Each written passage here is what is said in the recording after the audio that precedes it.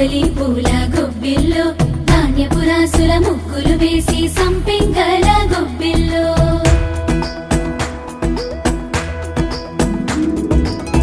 తూర్పు కొండల్లోన మేల్కొన్న సూర్యుడే మకరంలో పాదం మోపే శుభ గడియల్